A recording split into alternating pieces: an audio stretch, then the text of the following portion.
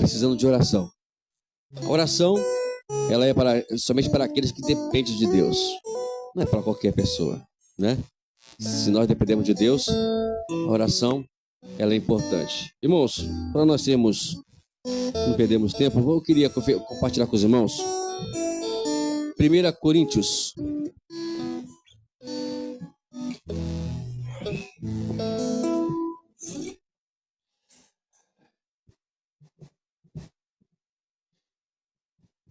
Primeira Coríntios, no capítulo 11.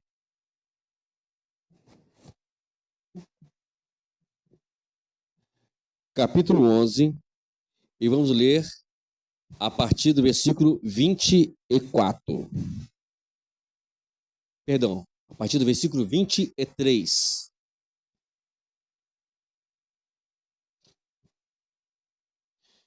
Primeira Coríntios, capítulo 11, leremos a partir do versículo 23. E vamos entender ele até o 32. Diz assim: porque eu recebi do Senhor o que também lhes entreguei. Que o Senhor Jesus, na noite em que foi traído, pegou um pão e, tendo dado graças, o partiu e disse: isto é o meu corpo, que é dado por vocês. Façam isso em memória de mim. Do mesmo modo, depois da ceia, pegou também o cálice, dizendo: esse cálice é a nova aliança no meu sangue. Façam isso todas as vezes que beberem em memória de mim. Porque todas as vezes que comerem este pão e beberem o cálice, vocês anunciam a morte do Senhor até que ele venha. Por isso, aquele que comer o pão ou beber o cálice do Senhor indignamente será réu do corpo e do sangue do Senhor. Que cada um examine a si mesmo, e assim coma e beba do cálice. Pois quem come e bebe sem discernir o corpo, come e bebe juízo para si. É por isso que há entre vós muitos fracos e doentes, e não poucos que dormem. Porque se julgássemos a nós mesmos, não seríamos julgados. Mas, quando julgados, somos disciplinados pelo Senhor, para não sermos condenados com o mundo. Aqui nós temos uma passagem que nós conhecemos muito, né? Conhecemos muito. Acho que quem tem aqui mais de 10 anos de crente, 10 anos ouvindo, sabe? Quase todo mês, né? Ouvindo essa mesma palavra, lendo esse mesmo versículo, onde se fala na ceia do Senhor. Mas hoje eu queria trabalhar com esse texto, falando justamente sobre a comunhão que precisamos ter a cada dia. Não é simplesmente nos reunirmos todos os domingos, todas as quintas. Não é somente nós darmos a paz do Senhor, a graça e paz, a paz de Cristo, seja qual for a forma que nós temos o costume de saudar nossos irmãos com bom dia, boa tarde. É muito mais além disso. Se nós fôssemos analisar a Bíblia de uma forma bem minuciosamente, nós iremos encontrar, né, muito mais ainda sobre esse assunto. A importância que tem sobre esse assunto. Quando fala do pão, quando fala do vinho, ele está falando justamente sobre isso, porque o pão, ele simboliza o corpo de Cristo. Então, quando você participa do pão, também você está participando de tudo que Jesus passou, do sofrimento e também da glorificação. E sempre nós dizemos que sem sofrimento não há glória. Se você quer viver uma vida de glorificação a Deus, antes de tudo você tem que aprender a suportar. Nós temos que aprender a suportar as adversidades. Né? Temos aqui o nosso irmão Neres, né, que nesses dias passou por uma situação difícil, está bonito agora, está tudo de coradinho, né? Graças a Deus por isso. E a gente passa por tudo isso. Aí vem sempre aquela pergunta, mas o irmão não era crente, meu Deus do céu. A irmã não era crente, o irmão não é crente, mas por que isso? Você faz parte, né? Esses dias atrás aqui, eu bati com o carro da empresa lá e fiquei muito chateado por isso. Muito chateado porque é novo de empresa e, né, aquela coisa chata. E vimos ali a fúria, né, do diabo, porque ele via a minha alegria, a minha satisfação. E tudo que ele quer, né, irmão Neres, é tirar justamente isso de nós. Tirar essa forma de a gente poder viver de uma forma feliz. Ele quer nos entristecer e até mesmo dizer assim, tá vendo? Deus não te ajudou, né? Tá vendo, né? Quantas vezes o diabo queria alguém podia dizer para o irmão, tá vendo, né, crente? Cadê o Deus do irmão Neres, né? Falou, né? Tá vendo aí? Cadê o Deus do irmão Neres? Cadê o Deus dele? Mas é assim mesmo. O homem de Deus acontecer isso. Mas é assim. Deus, ele quer, sabe? Que a gente também não é somente comer o pão, não é somente comer um pão natural. Comer o pão simboliza participar dos sofrimentos e também da glória de Cristo. Quando nós participamos do cálice, que é o vinho, que simboliza o sangue de Jesus, o que faz a gente saber que eu sou filho da minha mãe e do meu pai, né? Como é que faz? Como é que... eu estou em dúvida. Será que ele é meu filho mesmo? Será que ela é minha filha mesmo? Como é que nós fazemos isso? Nós vamos fazer o exame do DNA.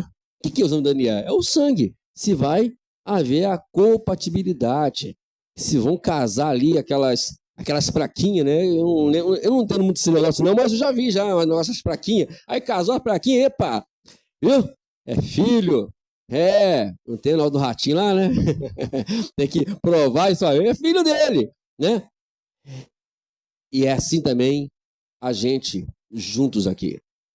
Quando nós participamos, simbolicamente, estamos justamente participando, estamos vivendo esse momento de irmandade, de comunhão. É isso que a igreja primitiva, ela produziu e nos ensinou que em alguns casos, infelizmente, tem muitas igrejas se afastando disso. As pessoas não vivem essa comunhão, não sabem o que é viver a comunhão. Por exemplo, nós brincamos lá com a irmã Rosângela, quando nós fomos para Panilópolis, né? Falando que ela não podia levar os irmãos dela por UPA, senão ela ia ser presa, né? Mas é brincadeira. E isso faz com que a gente, né? A gente brinca, aí vem, chama aí, fala que eu como, me falar que eu como demais lá em Nilópolis. Não sei quem foi, né? Não foi a senhora não, né, Rona? Né? Eu comi mesmo. Olha, né? Eu comi, irmão. Comi muito mesmo. Não aguentei. Aquele negócio que eles fazem lá é muito. Eles tira a gente da dieta, né, irmão Neres? Não tem dieta ali. Nesse ministério Flui em Cristo não tem dieta, né? Não tem dieta. Ele vem para cá, ele vai ser tentado, e a tentação boa é essa, né? Tentação boa de, né? Mas é assim, é brincadeira. A gente saber lidar, é isso que faz a igreja ser igreja. E Deus, ele quer muito mais. Lembra que nós cantamos aqui a canção, né? O Jardim da Inocência. Tudo que Deus, ele quer é que nós retornemos àquele estado que estava Adão e Eva antes de comer o fruto. É aquele estado. Porque, como nós comentamos aqui, infelizmente, sempre a nossa oração, ela sempre vai ser focada naquilo que nós necessitamos. Geralmente, não são todos, mas tem umas turmas aí que não sabe o que é colocar a sua oração priorizando o reino de Deus. Prioriza a sua necessidade. Já vai para a oração, já fadigados, desesperados, para poder Deus atender. Aí Deus não atende. Por que Deus não atende? Porque Deus quer justamente nos ensinar duas coisas que são virtudes: paciência e perseverança. Isso faz com que a gente desespera. Porque Deus não responde quando nós queremos e necessitamos. Porque para nós tem que ser realizado hoje. E para Deus, Ele olha e diz, não precisa ser hoje. Podemos aguardar mais um pouquinho? Eu vou te dar, mas não precisa ser hoje. É só você segurar um pouquinho. E a gente não quer isso. E Deus quer nos ensinar justamente isso. Ensinar, porque um dos problemas, eu creio que seja esse, quando nós falamos da história de Jó, ela nos traz inúmeras lições. Irmãos, é um livro fantástico de ler. É um livro que você tem que ler ele procurando obter ali resultados, e você vai ter nesse livro de Jó. E um deles é justamente isso. Porque provavelmente, né, não vou dizer aqui que não está assim, taxado na Bíblia isso, no livro ali, provavelmente a gente, capturando ali os contextos do cá, a gente observa que o Jó ele tinha um probleminha de ansiedade. Ele diz lá no capítulo 3, versículo 25, ele fala assim, olha, aquilo que eu ansiava aconteceu. Aquilo que eu temia sobreveio sobre mim. Então isso é uma atitude, quando alguém faz esse tipo de coisa, porque ele estava antes com uma certa ansiedade em seu coração. E às vezes as coisas acontecem conosco justamente para Deus tirar isso de nós. Você lê o capítulo 6 de Mateus, acho que todo mundo já leu, né? Ali, Jesus, a partir do versículo 25, Jesus que ele fala, olha para os lírios do campo. É uma planta, é uma flor, é um mato, né? Hoje está bonita, e ele vai mais além. Nem Salomão ficou tão bonito como os lírios do campo. Mas eles vão morrer. É um mato que vai morrer. Não tem jeito. Não é verdade? Tem mais ainda. Jesus falou assim, olha os passarinhos. Já viu um passarinho trabalhar para comer? Não trabalham. Mas Deus nunca os deixou passando necessidade. Jesus está dizendo o seguinte, precisamos, sim, aprender com essas coisas todas. Aprender, sabe o quê? A saber lidar com os problemas do dia a dia. Eu falo isso porque quem está falando aqui é alguém que está aprendendo isso. Eu não estou pregando para vocês não estou pregando para vocês. É claro que estamos aqui trazendo mensagem para vocês, mas eu estou dizendo algo que eu estou vivendo. A minha esposa está aqui de prova aqui. Ela vai comprovar isso, né? Que eu sou muito apavorado, né? E quantos problemas eu tive no meu dia a dia por conta, justamente por causa desse probleminha de ansiedade, de precipitação, impulsividade. E nós precisamos aprender isso. E Deus está me ensinando, é claro. Todos os dias, quando eu vou orar, Senhor, o negócio está esquentando aqui dentro. Calma esse coração. No dia mesmo que aconteceu, quando o Monero dá água assim, tem que beber a água que ele colocar aqui em cima. É ungida. No dia que aconteceu esse incidente lá, eu orei assim, Senhor, acalma meu coração. Acalma meu coração, tira toda a ansiedade, tira essa coisa ruim do meu coração. De sentimento que é ruim, não é verdade? Todos nós sentimos, todos nós que acontece com você vai sentir algo ruim. E Deus tirou. E assim estamos aprendendo a lidar. Aí começa a vir começamos nós assim, ter os embates da vida, dos problemas que todos nós temos no dia a dia. Aí eu paro, né? E colocando a lição em dia, né, irmãos? Porque não adianta você aprender e não colocar em dia a lição. Senhora, acalma esse coração. Hoje mesmo, pela manhã, estávamos lá fazendo a lição da escola bíblica. Eu estava falando justamente sobre isso. Sobre pedir o Senhor para sondar o nosso coração. O que é isso, significa isso? É muito sério, viu, irmãos?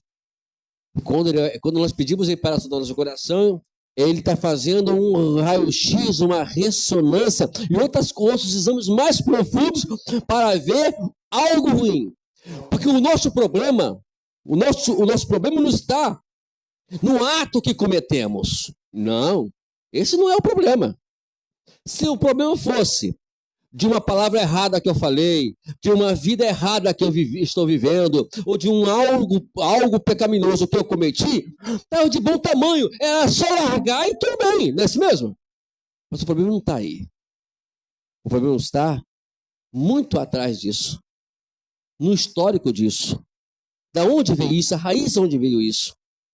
É justamente isso que o Davi, no Salmo 139, está pedindo: Senhor, sonda meu coração, porque tu conhece. Vai lá, Deus amado, eu sei que eu pequei, eu sei que eu errei, mas eu sei que existe uma raiz da onde vem esse problema, eu preciso ser curado desse problema. Só o Senhor pode me curar, mas eu não sei aonde. Porque às vezes o tempo passa, porque o diabo, irmãos, ele é muito astuto. Ele faz um negocinho aqui, outro negocinho aqui, no final das contas você não sabe de onde surgiu o seu problema. Ele sabe, porque foi ele que colocou, ele que plantou esse mal na nossa vida. Mesmo porque nós não vigiamos, é claro. E aí o que ele faz? Ele tenta nos dizer assim: é só não fazer mais, aí amanhã você faz de novo. É sempre assim, sabe? Mas porque existe a raiz do problema. Por exemplo, para os irmãos que gostam de aconselhamento, ou de fazer aconselhamento, esse é a chave, é a chave do aconselhamento. Quantos casais foram procurar eu e minha esposa muitos anos atrás, e eu escutei um, escutei o outro, porque tem que escutar os dois. E nesse escutar os dois, nós descobrimos onde estava o problema. Ó, o problema está aqui, assim, assim, assado. Então vamos trabalhar aqui. É aqui que temos que trabalhar. Porque trabalhando aqui, nós resolvemos o problema. Estão fugindo até hoje. Graças a Deus. Está entendendo? Porque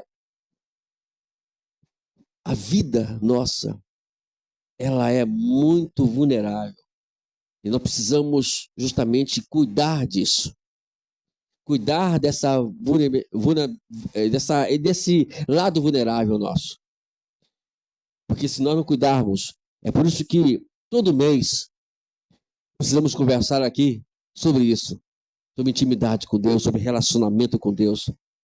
O que vai matar ou eliminar qualquer problema nosso com o pecado é nos relacionando com Deus diariamente. Não tem outro jeito. Porque é esse relacionamento que vai fazer que Deus... Lembra que eu falei aqui nessa mente? Vamos fazer uma caminhada hoje. Senhor, vamos fazer a caminhada conosco? E nessa caminhada, eu quando estou sozinho no carro, né, eu converso com Deus sobre tudo na minha vida. Né? E a gente vai conversando, a gente vai falando para Deus o que eu acho que Deus está me revelando para falar com Ele. Porque é assim, sabe? Oração tem que ser assim. E comunhão com Deus é isso. Bom, é claro que você tenha alguém também, que você possa conversar com essa pessoa sobre os seus problemas. Mas hoje em dia, nem todo mundo pode ouvir o que nós passamos, né? Então, por isso, a pessoa ideal é a pessoa do Espírito Santo. E Paulo, quando ele fala da ceia aqui, ele fala justamente sobre isso. Quando ele fala sobre a questão do corpo, quando a gente bebe o sangue e somos com uma forma indigna ao réu do corpo, está falando da igreja. Porque ele está falando sobre pessoas que participam do pão, participam do vinho, com o coração magoado, ressentido. Isso é participar da ceia indignamente. Jesus disse no capítulo 5, versículo 23 e 24 de Mateus, falou assim, olha, se você souber, olha só, hein, se você souber que o teu irmão tem alguma coisa contra você, não oferte. Não faça oferta. E a oferta, ela é generalizada, todo tipo de oferta possível. Seja oferta para pregar, seja oferta para doar, seja oferta do que for. Não oferte nada, que Deus não vai aceitar a sua oferta. Não adianta querer chegar aqui, vou doar para a igreja R$1 milhão, mas eu estou com um problema de relacionamento com as pessoas. Não adianta nada, aquele dinheiro, até para a igreja não vai vingar, não vai prosperar. Até para a igreja não vai prosperar. E não adianta você querer estar aqui na frente pregando, eu fico imaginando como uma pessoa pode pregar sem se relacionar com o seu próximo. Como é que pode isso? Esses dias, muitos anos atrás, eu sempre fico meditando sobre isso, eu fico imaginando, eu particularmente, quando... Agora eu e minha esposa não briga mais praticamente, né? Mas até um tempo atrás a gente ficava meio bibicudo um com o outro. Ia para a igreja. Irmãos, aquele dia, pregar naquele dia era complicado. Tinha dia que eu passava o bastão. Hoje eu vou pregar não, porque não dá não, porque tá difícil. Até arrumar um negócio. Não, porque não existe pregação perfeita. Porque o que eu estou fazendo aqui, eu estou dando uma oferta ao Senhor. Quando o irmão Neres veio orar aqui, ele está ofertando ao Senhor. Quando o Silvio vai cantar, ele está ofertando ao Senhor. Quando nós estamos na igreja, nós estamos também nos ofertando ao Senhor. E aí vem aquela coisa, Senhor, receba a minha oração. Que oração, meu irmão? Para eu receber a tua oração, você precisa estar em comunhão com o teu irmão. Porque se não tiver em comunhão com o teu irmão, essa oração não vai ter efeito.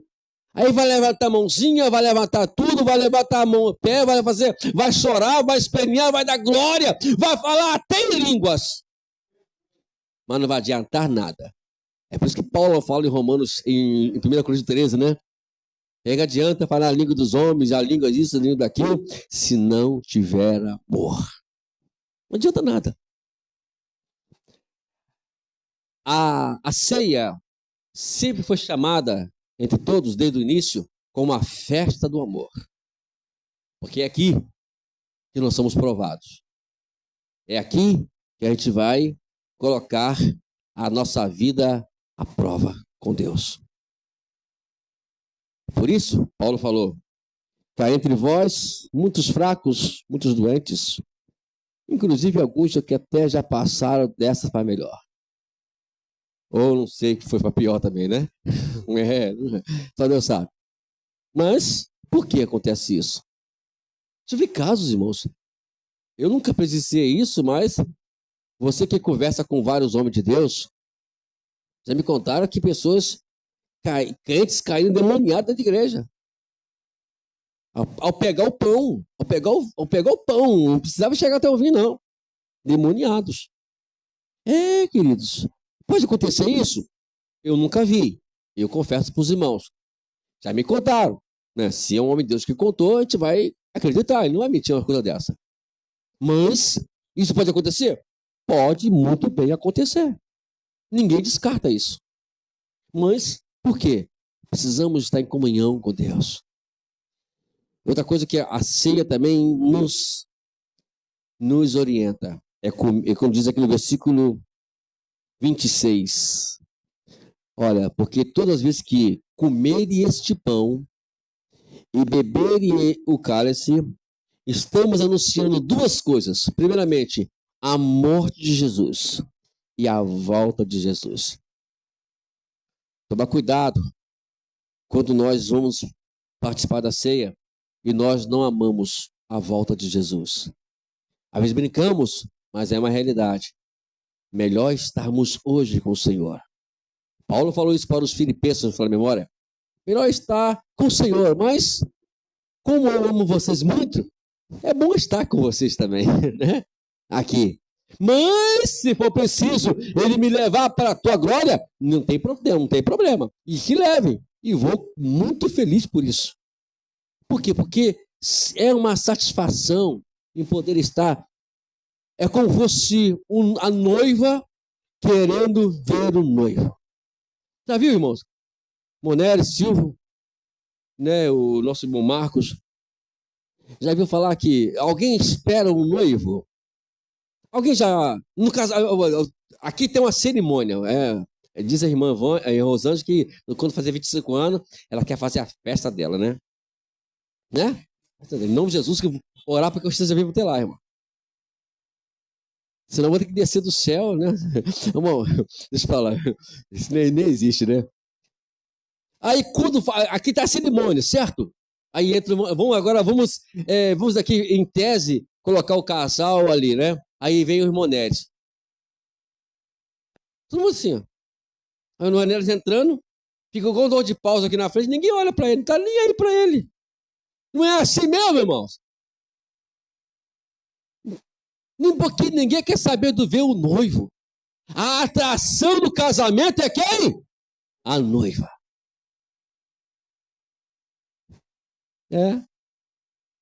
E tudo que a noiva quer, naquele momento, é viver aquele momento. É um sonho de toda mulher. Porque ela sabe que ela será a atração. Então vamos lá. Diz a Bíblia. Eu não vou dizer que o senhor li isso aqui ou não, mas eu quero conjecturar isso aqui. Eu quero imaginar nós entrando no céu. Os anjos com as trombetas, eles abismados, porque não entrará qualquer pessoa pelo portal eterno. Quem vai entrar é a noiva do Cordeiro. Nós seremos a atração do céu. Tem ideia do que isso significa, irmãos? Nós temos a atração do céu, a atração ali daquele momento, por exemplo, na festa do casamento. Ninguém quer olhar para o noivo. Que coisa, somos maltratados, irmão Neres. Viu, irmão Marco? Viu, Silvio? Somos maltratados no casamento. Ninguém dá importância para a gente. Ninguém quer saber se o terno do noivo é preto, amarelo. Se eles vier com um terno todo vermelho e todo fantasiado, ninguém vai dar importância. Porque, agora, se a noiva entrar...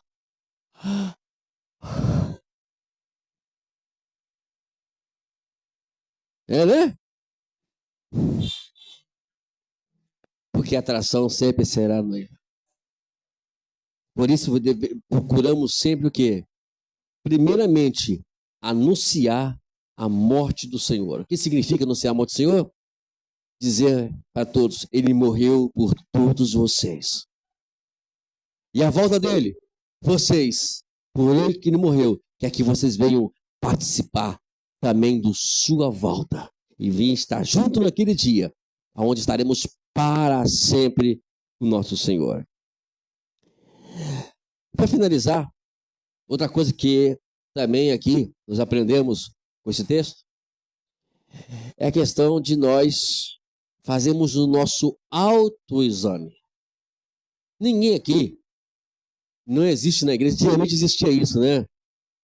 Dizia o pastor, eu me lembro que quando eu me converti, o pastor colocava um diácono lá na porta, era assim mesmo, irmão. Não sei se os irmãos passaram por isso, né?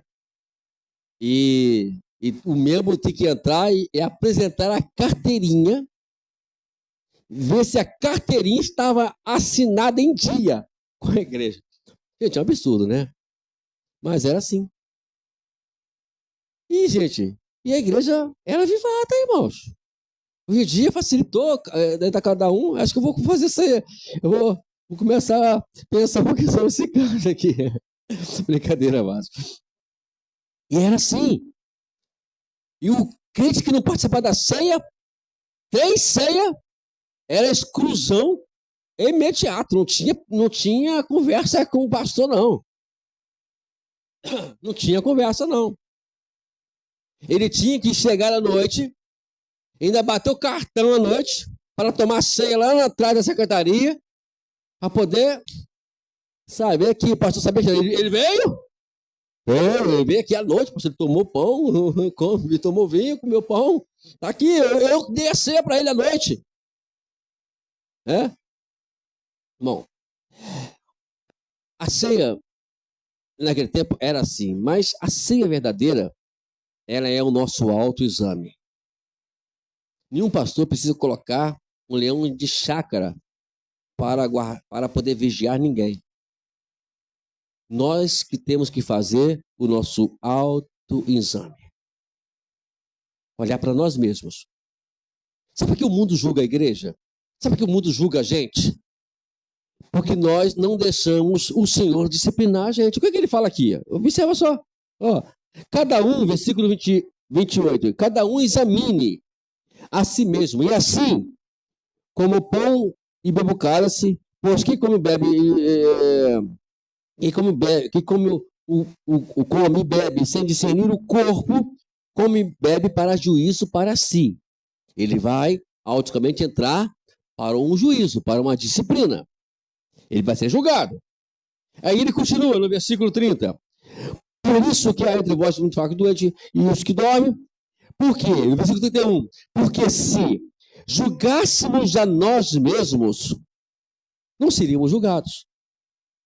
Se nós julgássemos a nós mesmos, se nós nos disciplinarmos a nós mesmos, ninguém precisava apontar o dedo para a gente. Eu chegava em casa, eu dava aquele autoexame, eu errei. Então, preciso consertar isso aqui. Aí ele fala, porque quando julgados, somos disciplinados pelo Senhor, para não sermos condenados com o mundo. A disciplina que Deus lança sobre nós é uma forma de dizer: eu não quero que vocês vão para o inferno. E aí, por isso que a gente apanha, né? Por isso que a gente passa por situações difíceis. Aí você quer persistir naquele erro, Deus vai lá e aperta o cinto. Aperta o seu cinto. A gente fica ali meio incomodado, né? É porque o Senhor nos ama. Porque Ele quer que a gente não seja condenado. Porque o mundo já está condenado juntamente com o diabo e seus anjos. Ele não quer que nenhum de nós vão para este mundo, para lá sermos condenados. Ele quer sim que a gente viva em comunhão com Ele. Por isso, um momento como esse, é momentos que a gente aprende a cada culto a viver em comunhão uns com os outros. Amém? Vamos aplaudir.